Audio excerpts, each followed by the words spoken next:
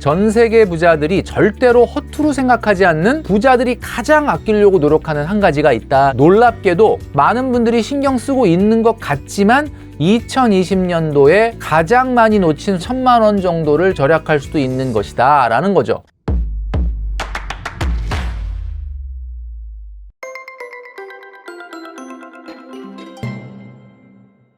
네, 혼쭐이 여러분 안녕하십니까? 돈으로 혼쭐 내는 남자 누구겠습니까? 바로 돈줄남 김경필입니다. 오늘 이 시간에는 전 세계 부자들이 절대로 허투루 생각하지 않는 절약 습관 한 가지에 대해서 말씀드릴 테니까요. 영상 끝까지 시청해 주시면 좋겠습니다. 자, 대한민국의 부자들 생활비는 과연 어떻게 사용을 할까? 굉장히 궁금해할 수밖에 없는 내용인데요. 자, 하나은행의 하나금융경영연구소, 그러니까 2023년 대한민국 웰스 리포트에 의하면 슈퍼리치, 그러니까 대한민국에서 그냥 웬만한 부자가 아니라 정말 슈퍼리치들은 과연 생활비를 얼마나 사용할까라는 내용이 있어서 소개를 해드리려고 합니다. 자, 슈퍼리치들은 2022년 기준으로 했을 때 대출금 상환액을 제외하고 평균 월 3,700만 원을 사용했다라고 합니다. 이야, 그거 3,700만 원이면 뭐 웬만한 사람들의 그냥 연봉인데 말이죠. 자, 이게 왜 그러냐? 슈퍼리치들의 연평균 소득이 12억 원이기 때문에 가능하다라는 겁니다. 자, 12억 원 정도의 연평균 소득 중에서 37% 정도를 소비하는 거다라고 하는 거죠. 그러니까 예를 들어 보니까 뭐 거꾸로 생각하면 오히려 그러면 63%는 안 쓰네 라고 생각할 수도 있습니다. 자, 그런데 어쨌든 금액은 굉장히 높다라는 거죠. 자, 그 중에서 어떤 부분에 돈을 많이 썼는가 한번 확인을 해보니까 여행이 1위였습니다. 1위는 여행이었고요. 2위는 뭐 교육, 그 다음에 3위가 의류라든지 신발, 패션 이런 데 사용하는 거고, 그 다음에 자기개발이나 오락, 문화생활에 그 다음에 비중으로 사용을 했다라고 하는 거죠. 자, 이렇게 이제 우리가 생각하는 것보다 훨씬 더 많은 돈을 쓰는 역시 뭐 슈퍼 리치다 보니까 굉장히 많은 돈을 쓰는데, 자, 이런 부자들도 절대 아끼려고 노력하는, 바로 부자들이 가장 아끼려고 노력하는 한 가지가 있다라는 거죠. 자, 여러분 무엇일 것 같습니까? 자, 부자들이 목숨 걸고 아끼는 바로 한 가지는 바로 세금이 되겠습니다. 자, 여러분도 뭐 예상을 하셨겠지만 부자분들 같은 경우는 당연히 이 세금에 대해서 민감할 수밖에 없을 텐데요. 자, 뭐 부자뿐만 아니라 우리도 뭐 세금을 내는 것을 아주 좋아하는 사람은 뭐 별로 없을 거라고 생각을 합니다. 자, 유럽연합 조세관측소라고 하는 곳에서 발표한 자료에 의하면 말이죠. 보고서 이름이 세계 탈세 보고서인데요. 여러분도 아마 들어보셨겠지만 조세 회피처라는 곳이 있습니다. 자, 이 조세 회피처에 보관하고 있는 가계금융자산이 무려 10조 달러, 10조 원이 아니라 10조 달러. 여러분도 들어보셨겠지만 케이만 제도라든지 뭐 버뮤다, 뭐 영국령 버진 아일랜드 뭐 이런 거 많이 들어보셨죠. 뿐만 아니라 우리나라에서도요, 지난 5년간 탈세 건수가 2,997건. 이거는 그냥 발각된 것만 그렇고요. 부과된 세액이 2조 8,958억 원. 자, 물론 뭐 대부분의 부자들은 여기 얘기한 것처럼 이런 탈세도 있지만 대부분의 부자들이야 뭐 당연히 성실하게 세금을 내고 있겠지만 말이죠. 이만큼 이 부자들 같은 경우는 세금에 민감할 수밖에 없다라는 겁니다. 자, 그런데 여러분, 자, 부자들 걱정도 걱정이지만 사실은 진짜로 세금을 절약하고 아껴야 되는 사람이 있습니다. 누굴 것 같습니까? 바로 여러분들, 바로 우리 혼쭐이 여러분들이 대부분이 직장인일 텐데 바로 직장인이다라고 말씀드릴 수 있다는 거죠. 자, 지금 이제 새해가 시작되면서 많은 분들이 연말정산을 하시게 될 텐데 첫 번째는 우리가 연말정산이라는 걸 하면서 우리 직장인들은 세금이라는 문제를 처음 맞닥뜨리게 됩니다. 자, 작년에 벌었던 1월부터 12월까지의 소득 중에서 사실은 내가 얼마의 세금을 내게 될지 모르지 않습니까?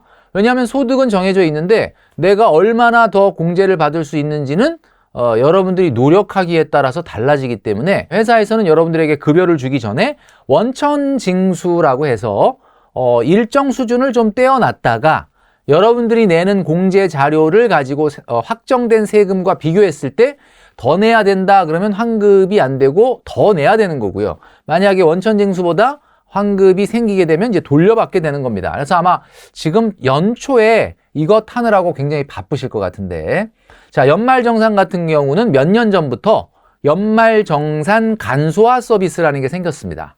자, 그러니까 국세청 홈택스에 가보면 내가 뭐 사실 신경 안 써도 자동적으로 반영되는 뭐 예를 들면 뭐 월급에서 떼는 기본적인 4대 보험이라든지 뭐 이런 것들은 연말정산 간소화 서비스로 인해서 자동 반영이 되거든요.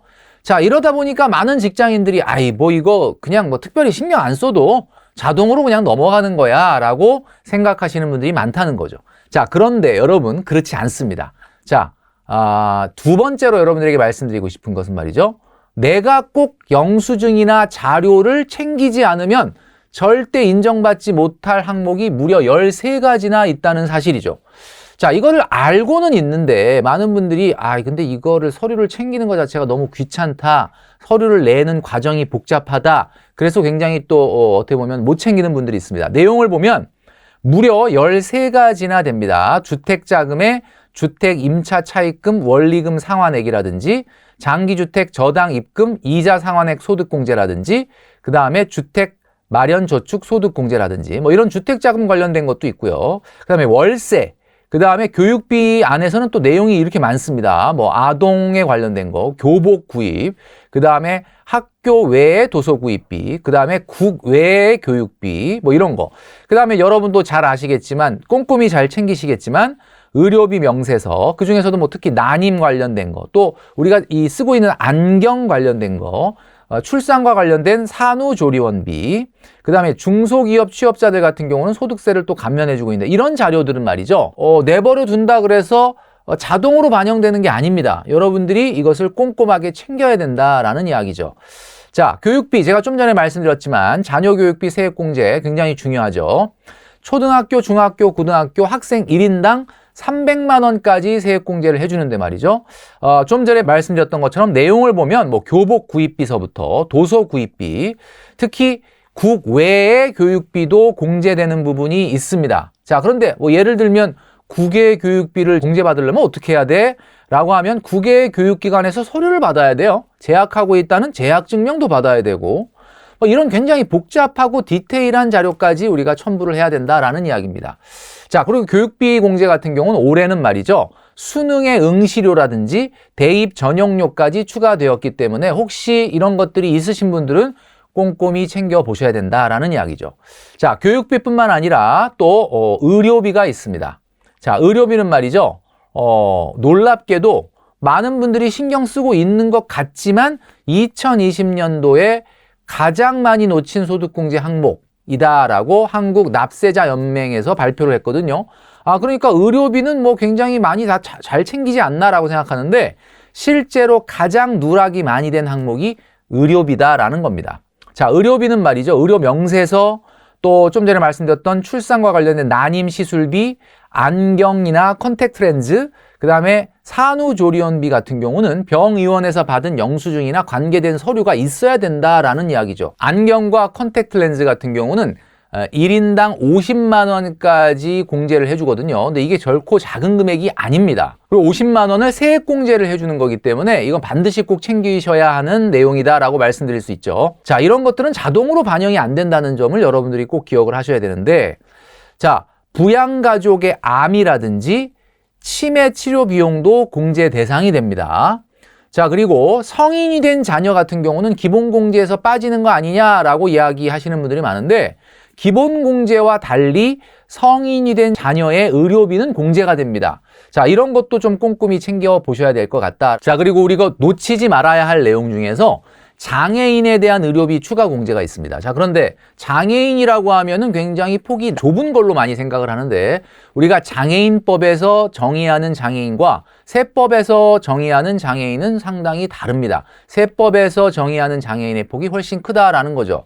자, 그래서 이런 경우에 계속적으로 치료를 받는 경우다라고 한다면 장애인인지를 확인이 꼭 필요하다라는 말씀을 드립니다. 다음은 주택자금인데요. 청약통장이나 대출이자, 월세 등을 공제받을 수가 있습니다. 자, 월세 계약 같은 경우에 보통 월세 공제를 받기 위해서는 집주인에게 허락을 맡아야 된다라고 알고 계시는 분들이 많은데 그렇지 않다는 점 여러분들이 꼭 확인하시면 좋을 것 같고요. 올해는 월세 공제 같은 경우는 소득 기준이 상향되면서 새롭게 혜택을 받을 수 있는 분들이 약 10,000명 정도 늘어날 거다라고 하니까요. 여러분도 월세를 내고 계신다면 꼼꼼하게 반드시 챙겨보시기를 바랍니다. 자, 청약저축 같은 경우는 거의 뭐 대부분의 분들이 하고 계시는데 근로소득 7천만 원 이하인 경우에는 그리고 또 무주택 세대주다라고 한다면 연간 300만 원의 한도로 공제를 받을 수 있고요. 납입한 금액의 40%까지가 적용이 된다라는 거죠. 자, 그런데 대부분의 많은 분들은 무주택만 되는 거 아니냐라고 이야기하시는데요. 사실은 1주택자도 공제받을 수 있는 혜택이 있습니다. 자, 내용은 바로 취득 당시의 기준 시가가 5억 원 이하인 주택인 경우에는 공제받을 수 있는 부분이 있는데요. 자, 결국 무주택 세대주가 주택 분양권 또는 조합 입주권을 5억 원 이하로 취득을 했다라고 하면 다음에 소득공제를 받을 수가 있습니다. 그러니까 예를 들면 그 주택에 대해서 이자 상환액의 전액을 소득공제를 받을 수가 있는데요. 기간에 따라서 좀 다르죠. 상환 기간이 15년 이상 고정금리 또는 비거치식 분할 상환인 경우 1,500만 원, 상환 기간이 15년 이상 고정금리면서 비거치식 분할 상환인 경우는 1,800만 원까지 공제를 해준다라는 이야기죠. 자, 그러니까 꼭 무주택자만이 해당되는 내용이 아닐 수 있다라는 거죠. 자, 이렇게 복잡하고 많은 서류들을 처리하려다 보면 가끔은 문서끼리 병합이 안 되는 경우도 많고 또 제출하려고 했더니 꼭 어떤 확장자여야만 된다라고 하는 경우도 있다 보니까 이 서류들 관리하랴 병합하랴 챙기랴 굉장히 복잡해 하시는 분들이 굉장히 많다라는 거죠. 자, 그래서 오늘 돈줄남이 여러분들에게 이러한 복잡한 문서 합치거나 관리할 수 있는 좋은 프로그램을 말씀드리려고 하는 거죠. 어도비 애크로벳이라는 프로그램입니다. 자, 이 프로그램을 사용을 하시게 되면 말이죠. PDF 병합 기능이라는 게 있는데 정말 확장자가 다른 이런 여러 가지 문서들을 좀 하나로 병합을 할 때 파일을 선택해서요. 이건 보여드리고 있는데 파일을 선택해서 그것을 하나로 결합하는데 굉장히 용이한 프로그램이다라는 거죠. 자, 예를 들면 우리가 제출해야 될 서류 중에 주민등록 등본 표본이나 주택임대차 계약서, 납입증명서 등 다양한 확장자의 서류를 PDF 파일로 한 번에 편리하게 합칠 수가 있습니다. 자, 제가 파일 병합을 한번 해보도록 하겠습니다. 보통 이 파일 병합 같은 경우는 우리가 주택자금의 서류를 낼 때 계약서 같은 경우는 사진 파일이고요.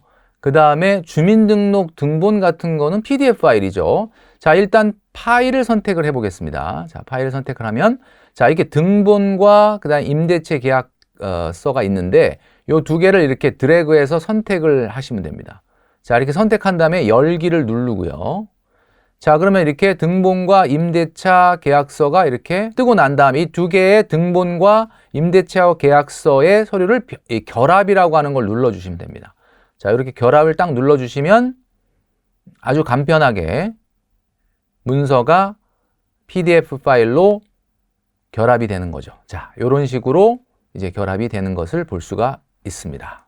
자, PDF 문서와 이 사진 같은 경우는 뭐 JPG도 있고 PNG도 있고 이렇게 확장자가 다른데 이 다른 확장자라도 간단하게 이렇게 병합이 된다라는 것을 우리가 볼 수가 있습니다. 자, 그리고 국세청에서 요구하는 어떤 서식이 있지 않습니까? 그 서식 같은 경우를 편집하거나 거기에 서명을 해서 제출할 때도 굉장히 용이하다라는 거죠. 자, 이런 경우에 여러분들은 어떻게 하십니까? 여러분들은 출력을 해서 그것을 써서 또 스캔을 해서 그 파일을 보내는 이렇게 복잡한 과정을 하고 계시나요?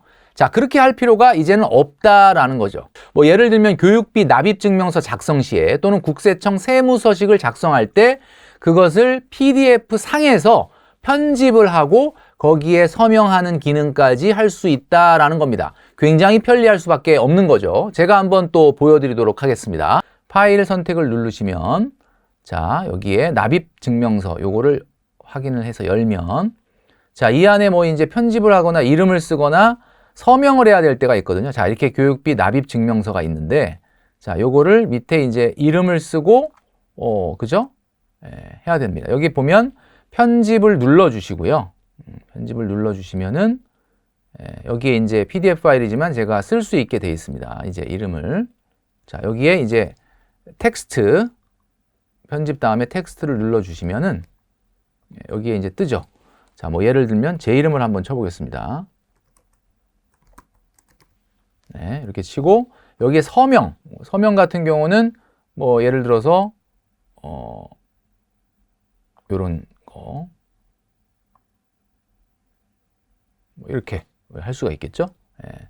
그리고 난 다음에 이렇게 이제 이름과 서명을 하고 난 다음에 다운로드라는 것을 눌러주시면은 예, 이렇게 저장을 할 수가 있게 돼 있는 거죠. PDF 다운로드 딱 이렇게 눌러주시면은 예, 파일로 저장을 할 수 있게 된다. 제가 개인적으로 가장 좀 편리하다라고 생각했던 기능이 바로 이겁니다.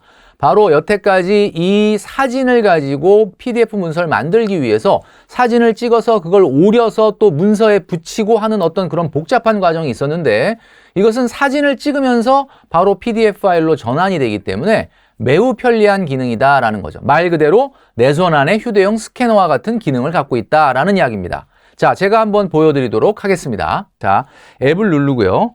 카메라를 켜시게 되면 자동으로 이렇게 의료비 영수증 같은 경우는 이렇게 A4 용지처럼 큰 사이즈인 경우가 많거든요. 자, 이렇게 되면 본인이 알아서 자르기를 통해서 PDF 파일을 생성을 하고요. PDF 저장을 딱 눌러주시면 자, 이렇게 문서를 간단하게 스캐너를 통해서 만들 수가 있습니다.